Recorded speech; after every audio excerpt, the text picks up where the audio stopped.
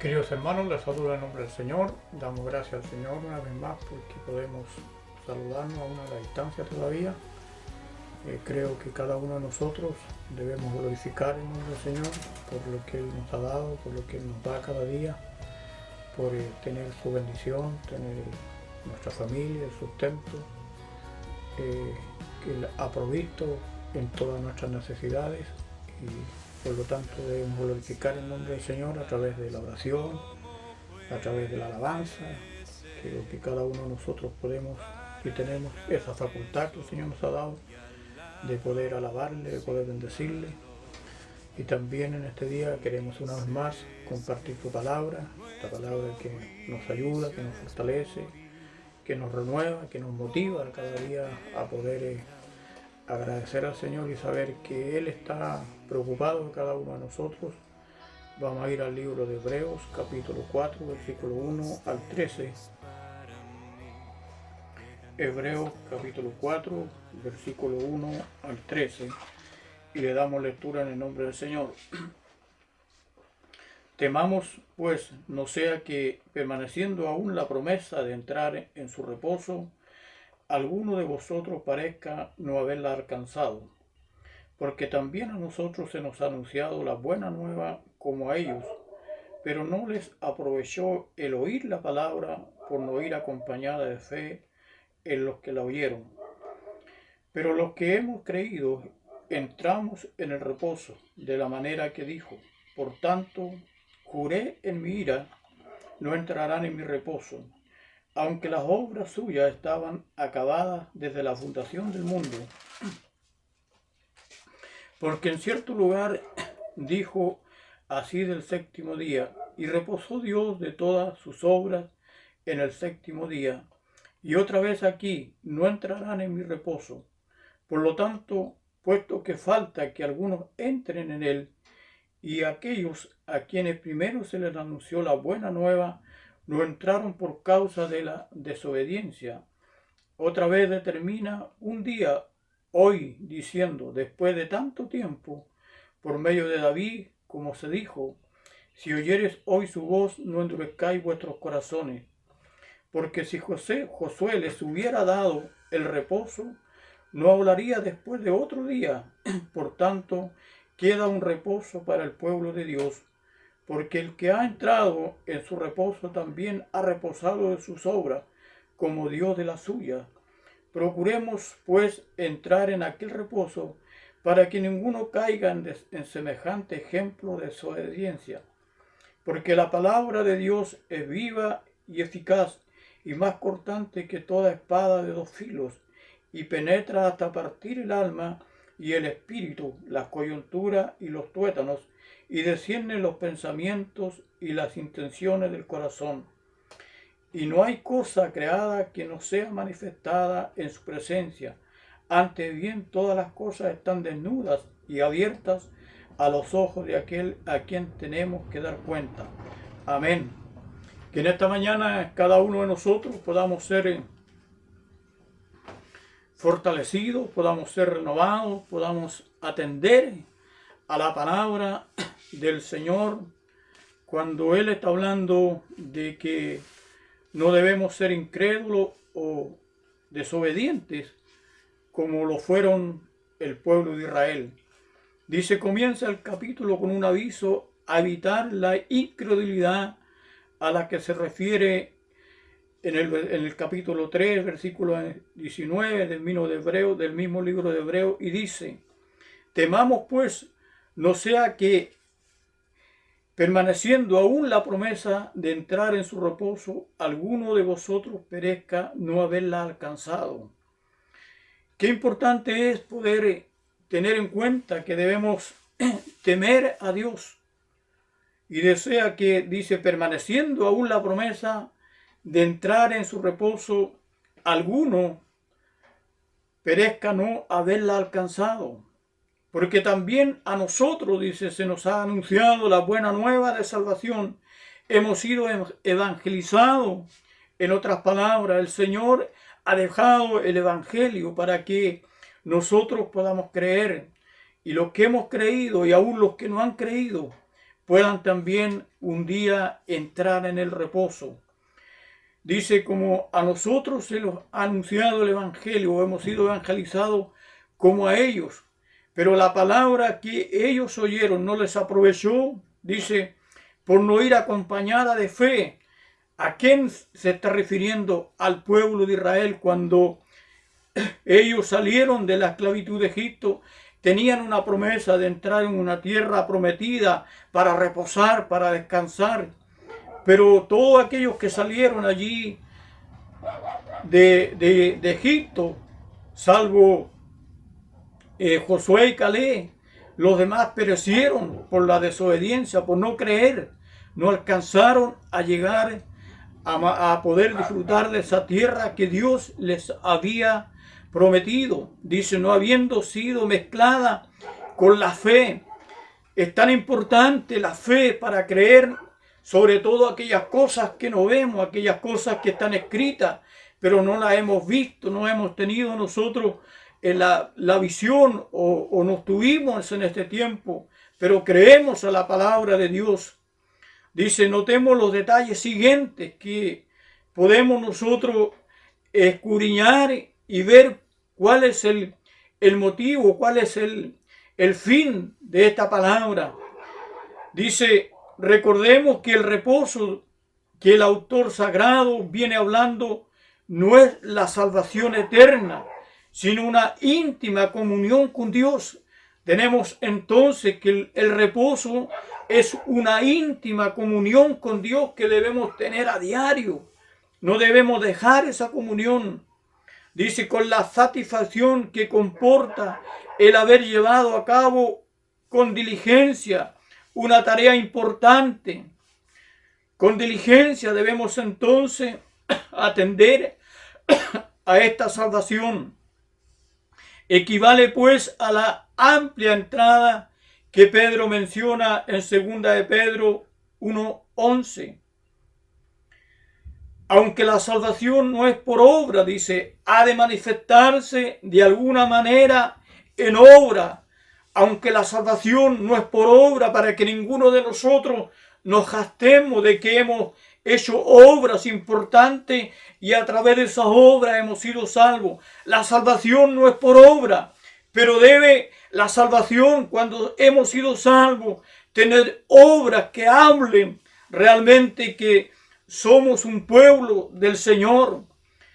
Cuando estas no se echan de ver, parece, dice, como si la salvación no se hubiese conseguido, o más probable, dice el escritor, a mi juicio, como si el reposo espiritual semejante al reposo de Dios no se hubiese alcanzado.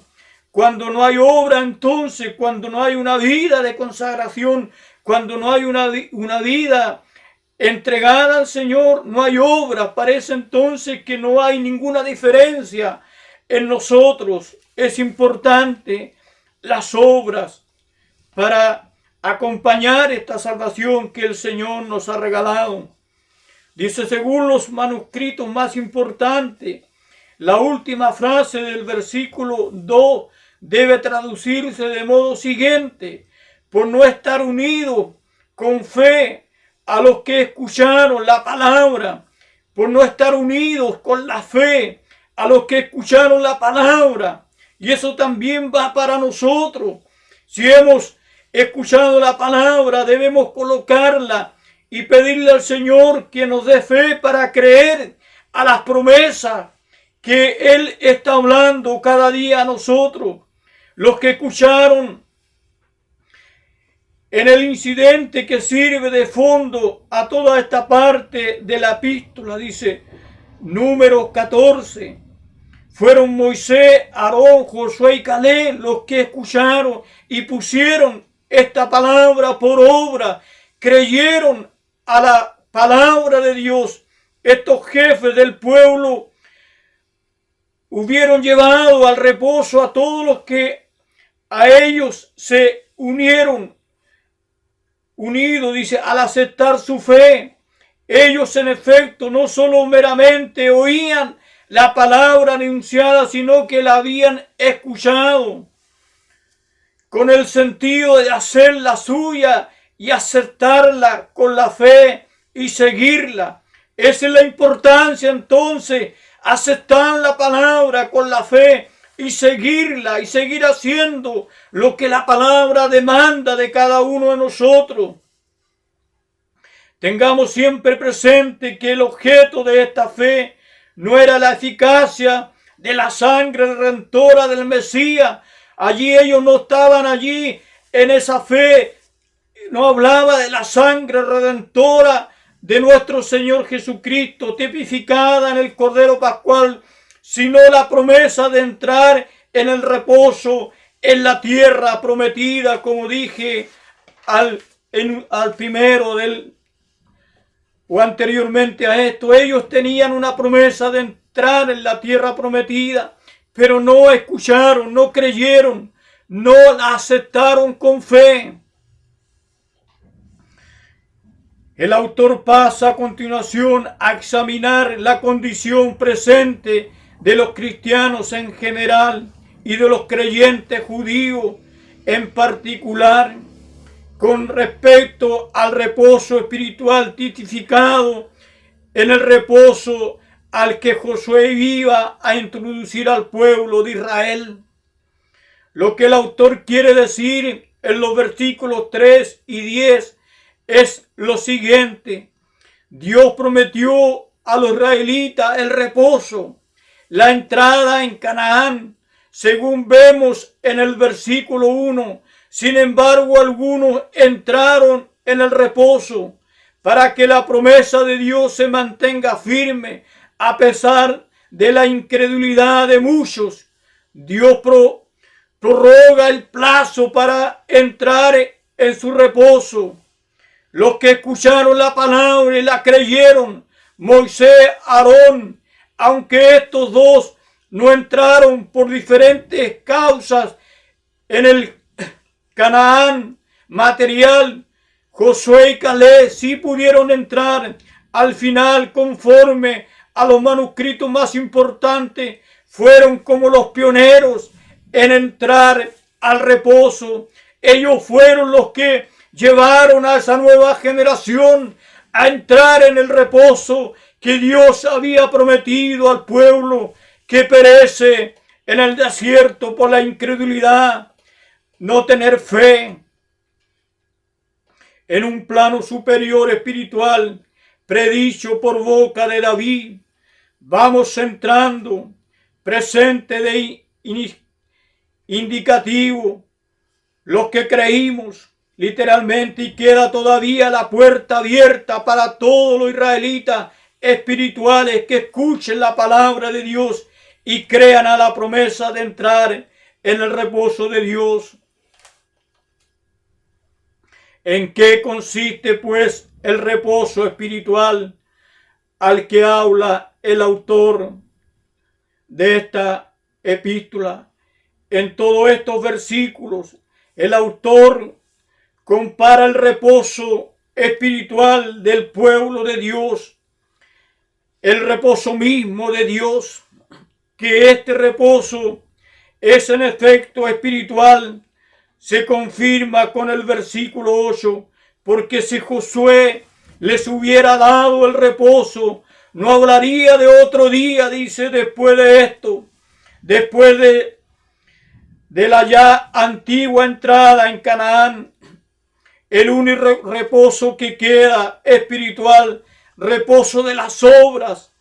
Además, la invitación a dicho reposo es mientras se dice hoy. Mientras hoy tengamos la posibilidad de escuchar la palabra de Dios, debemos recibirla, debemos abrir nuestro corazón, no debemos endurecer el corazón para que el Señor pueda obrar en cada uno de nosotros. El día fijado, de nuevo, después de tanto tiempo, sobre el sentido de la frase reposo. Reposó Dios de todas sus obras en el séptimo día. Después que de la obra de la creación fue terminada, Dios descansó. Esto es, disfrutó del sentimiento de satisfacción y reposo que surge de dar cumplimiento a una tarea. A los que han entrado en reposo con los espirituales de la epístola de Pablo, y a los desasosegados, como él los llama, con los carnales. Ahora bien, ¿de qué obra han descansado los creyentes espirituales? ¿De qué obra, dice, han descansado los creyentes espirituales? Es aquí donde los comentarios no ofrecen una pauta clara, a mi juicio. Las obras de las que descansan son las suyas propias de cada uno de nosotros, es decir, las hechas según sus propios planes y motivos. Así procede el cristiano carnal, no atiende al mensaje del Señor, sino que sigue con sus obras, porque aun cuando está en Cristo, no anda en Cristo, ni por tanto conforme al Espíritu. El comentario a Romanos 8, 1, 4 y Colosenses 2, 6 y 7. En cambio, el espiritual no solo está en Cristo, sino que anda en Cristo, de forma que sus obras, lo mismo que sus padecimientos, más que suyas, son del Cristo que vive en él y a través de él. Las obras, ya estamos preocupados por servir al Señor. Nuestras obras deben quedar en segundo lugar, y los padecimientos, más que suyos, dice, son del Cristo que vive en cada uno de nosotros y a través de él. Así como Dios está satisfecho no solo de la obra de la creación, sino también de la obra de la redención. Del mismo modo, el cristiano espiritual de tal forma se satisface en Cristo y en la obra de la redención, que no sea poner en suyo, sino lo que la gracia y el poder de Dios ha recibido. En estos versículos, el autor propone los remedios contra esa incredulidad, para que la incredulidad que para tantos ha sido y es el motivo por el que no entraron en el reposo de Dios. Dichos remedios son dos: diligencia y confianza. El remedio entonces es diligencia y confianza. El primer remedio está expuesto en los versículos 11, 13, que dicen así en la Nueva Versión Internacional, la cual capta perfectamente el sentido original. Pongamos pues todo nuestro empeño, nuestras capacidades. El mismo verbo de Efesios 4:3, entre otros lugares, en entrar en ese descanso, para que nadie caiga imitando, dice, la desobediencia de la que nos dieron ejemplo, mal ejemplo, entre otros, aquellos israelitas. La palabra de Dios es viva y operante, más tajante que cualquier espada de dos filos, penetra hasta los linderos del alma, hasta lo más profundo de nosotros y del espíritu y de las articulaciones y de los tuétanos, siendo capaz de discernir aún los pensamientos que hay en nosotros y las actitudes del corazón. La palabra entonces nos traspasa, nos deja desnudos. No hay argumento que podamos decir que el Señor no conozca lo más íntimo de nosotros a través de la palabra de Dios. No hay nada en todo el universo que pueda quedar oculto a la vista de Dios.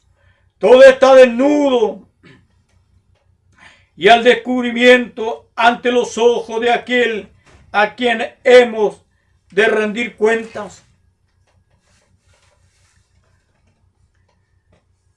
A primera vista parece que el autor sagrado se contradice con lo que ha dicho anteriormente. Ha exhortado a descansar de las obras, ahora exhorta a poner todo empeño en entrar, lo cual es también una obra, pero esta diligencia en entrar en el reposo de Dios es, como hemos dicho, una diligencia en descansar de las obras propias, para que sea solamente Dios quien obre en nosotros al querer y el hacer lo que a Él le plazca. Descansar de nuestras obras, dejar nuestras cosas en segundo lugar para atender y hacer lo que el Señor demanda de nosotros. El comentario en Filipenses 2, 2 y 13. Permítame, se dice, una ilustración para aclarar esta aparente paradoja. Cuando más unida está una cañería a la toma de agua, mejor se aprovecha el líquido.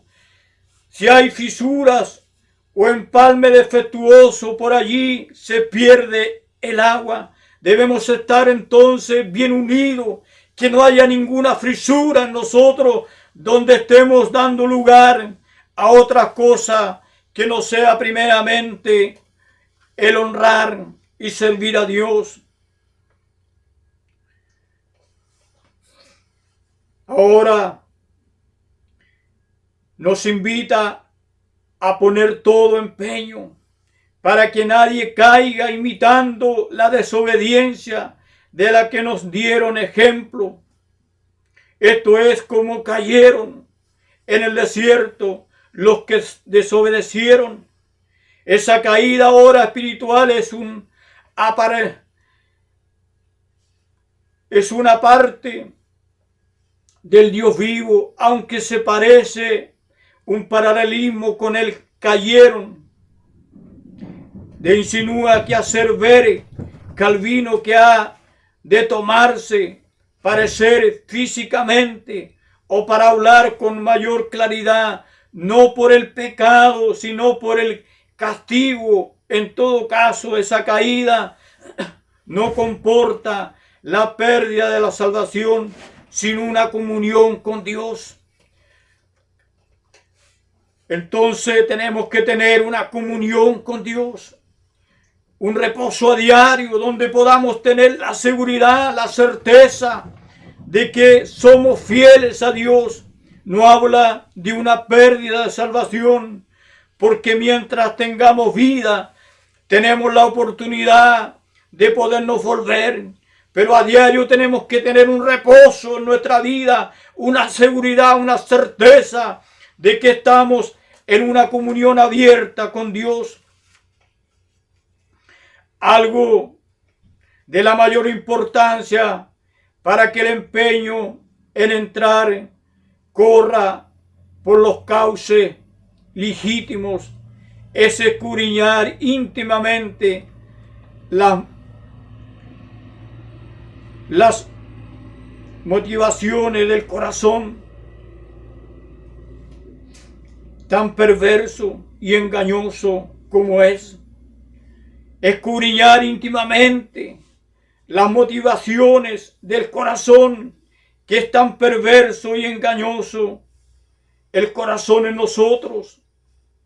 Por eso el autor introduce esos dos versículos sobre la palabra de Dios, 2 y 13. Esta palabra de Dios es descrita como viva, operante, tajante, penetrante y discerniente, como el mejor bisturí espiritual del mejor cirujano. Deja al paciente desnudo y al descubierto, de modo que no queda excusa ante el tribunal divino. Veamos en detalle. La palabra de Dios es viva porque participa de la vida misma de Dios, que la inspira, lo sopla. No solo es viva, sino que es vital para la vida nuestra. Es también operante como Dios mismo. De la misma raíz que el verbo en hebreo que aplica a Dios en lugares como 1 Corintios 12, 16. Así será mi palabra que sale de mi boca, dice Dios por Isaías 55, 11. No volverá a mí vacía, sino que realizará lo que me place, para lo que yo quiera. La palabra no volverá a mi vacía, dice el Señor, sino cumplirá aquello para que la envié. Cuando por la dureza del corazón no causa vida, no por eso vuelve de vacío, causa un juicio, porque hay un juicio detrás de la palabra. Si no la recibimos, entonces la palabra no vuelve vacía de ninguna manera, porque aún anuncia un juicio para el que no cree. Es tan tajante y cortante más que cualquier espada de dos filos, comparada con 1 Corintios 15, 49.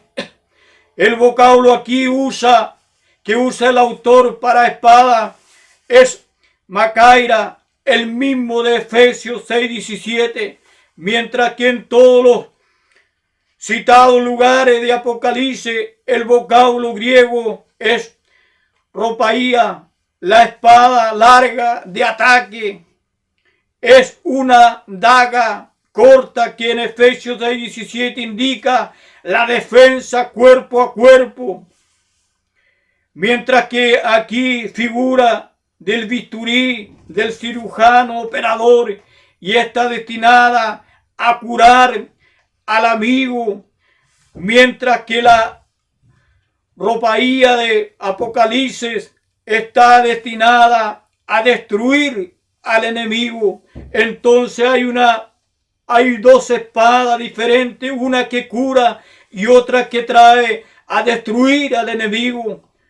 El vocablo dístoma de dos filos significa literalmente de dos bocas, con la que se pone de relieve su poder incisivo para penetrar hasta lo más hondo del ser humano. La mención de alma y espíritu, coyunturas y tuétanos no tiene por objeto, menos aún en 1 Tesalonicenses 5:23, descubrir las partes de que se compone el ser humano, descubrir las partes de que se compone el ser humano, sino solo la más honda penetración en los pensamientos mismos de nuestra mente y en las intenciones del corazón. Allí penetra la palabra entonces, en los pensamientos mismos y en las intenciones del corazón. Este discernimiento capaz de juzgar de la palabra de Dios que llega a los últimos recovecos del ser, lo que hace que el hombre, aquí el creyente, queda totalmente desnudo al descubrimiento ante los ojos de Dios. No hay nada entonces que podamos ocultar o que creyamos nosotros que Dios no ve en nosotros. Él conoce, nos deja desnudo, nos mira tal como somos. Es cierto que el autor habla literalmente de creación, es decir, del universo creado, como parente de la mirada escrutadora de Dios, pero el vocablo que emplea para expresar esto, desnudo y con el cuello descubierto, da a entender bien a las claras que se trata de seres humanos. Es muy probable que el autor sagrado tuviese en mente las víctimas destinadas al sacrificio. Romanos 12:1. Desolladas y colgadas del cuello y abiertas por medio, de forma que el sacerdote podía observar si la víctima tenía algún defecto interior. De la misma manera, el Señor nos examina interiormente, lo más profundo de nosotros, espiritualmente, donde el hombre no puede llegar, pero sí Dios puede con sus ojos mirarnos lo más profundo que hay en nuestro ser interior. La aplicación al terreno espiritual es clara. Así quedamos con el bisturí de la palabra de Dios expuesto ante la mirada de Dios y aún ante la mirada de nuestra propia conciencia. ¿Cuántas veces nuestra propia conciencia nos tiene que redarguir por muchas cosas que no hacemos bien? ¿No es cierto que con frecuencia, al oír mensajes punzantes, Hechos 23, 37, decimos en nuestro interior, esto es para mí? ¿Cuántas veces hemos sido confrontados con la palabra y tenemos que asumirla humildemente cuando la palabra de Dios nos está confrontando con los hechos? Y sentimos que sí, como si nos abrieran con un bisturí lo más profundo lo que tenemos guardado allí. Esta llamada a la conciencia tiene largo alcance, pues es un aviso de otra llamada futura, la llamada a juicio, porque también tenemos que pensar que habrá un juicio final. Al juicio final, cuando vayamos a rendir cuenta ante aquel que todo lo ve.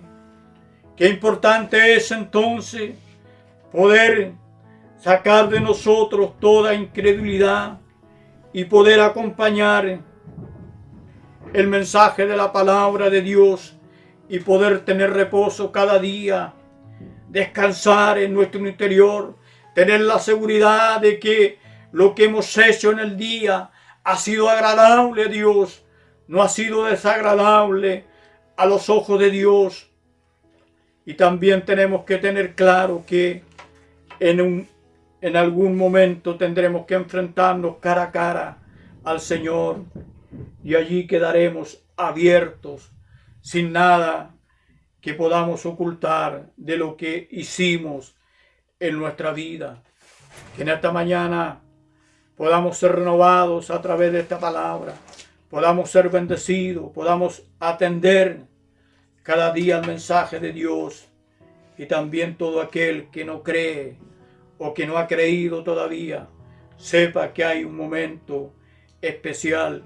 Dios quiere obrar, Dios quiere transformar la vida de todo aquel que no cree para que sea un creyente y pueda tener una comunión con Dios, pueda abrir su corazón, pueda abrir su mente y saber que Dios, aun cuando no crea, Dios conoce todo lo que el hombre hace, todo lo que el hombre piensa, todo lo que el hombre tiene en sus planes. Para Dios no hay nada oculto. Que en esta mañana como iglesia seamos bendecidos, seamos renovados, seamos ministrados, podamos recibir esta palabra y ponerla por obra para que otros también puedan ser redimidos. Vamos a orar al Señor para que nos dé la fuerza, la vitalidad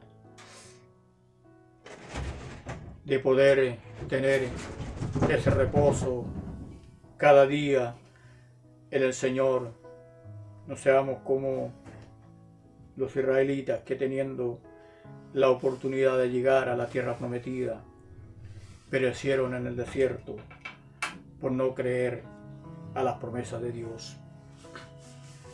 Amado Dios y Padre Todopoderoso, Señor, te damos gracias porque nos permite una vez más poder compartir tu palabra, poder apreciarla, poder guardarla en nuestro corazón, poder hacer lo que tu palabra nos demanda, a creer con fe, a poderla poner por obra, Señor, a ser cada día diligente en tu palabra, Señor, que nuestros hechos, aquellas cosas, Dios, que debemos de poner, que a lo mejor no nos están trayendo a lo mejor algún provecho en nuestras vidas.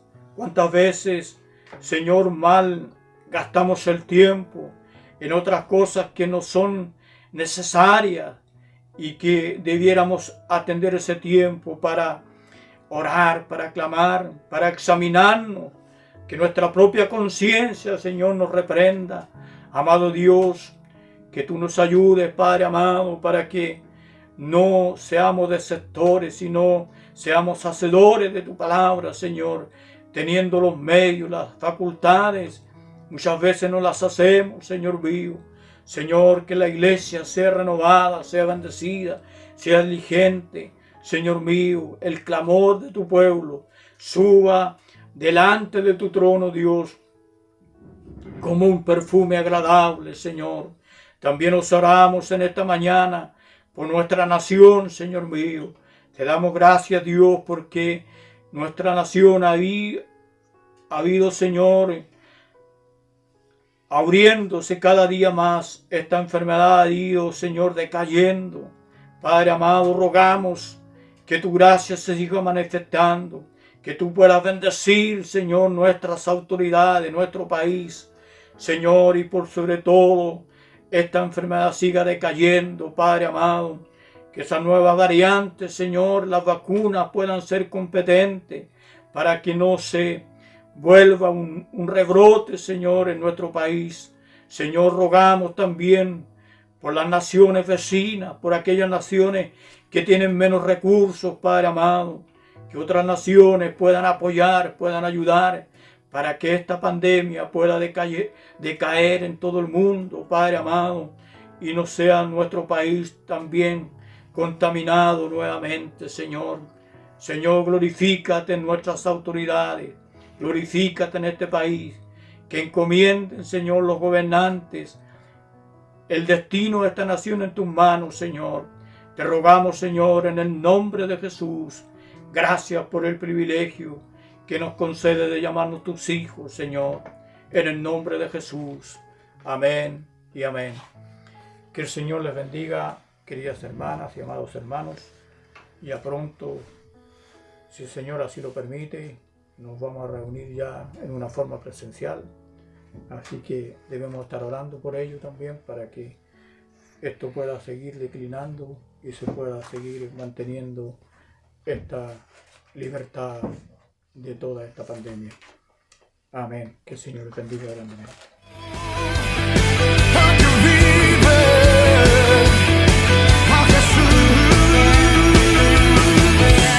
Todos unidos a una voz, en un mismo corazón, levantamos hoy una canción. Se oye un fuerte resonar, un estruendo sin igual, con los ángeles han de cantar, todos juntos alabar.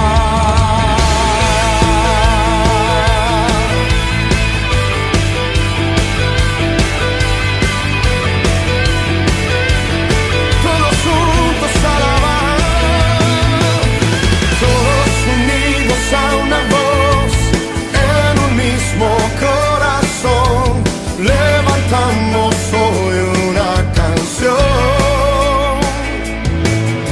Se oye un fuerte resonar, un estruendo sin igual, con los ángeles han de cantar,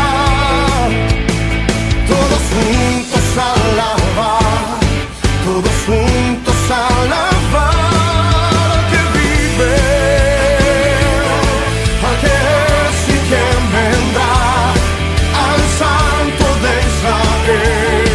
Que pronto regresará,